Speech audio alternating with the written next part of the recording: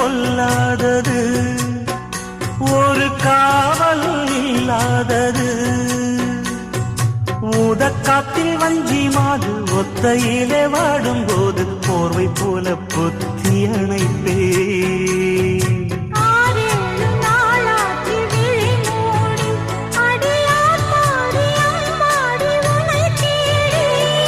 நீதானே மானே என் இளஞ்சோடி, உனை நீங்காது என்றும் என் உயிர் நாடி.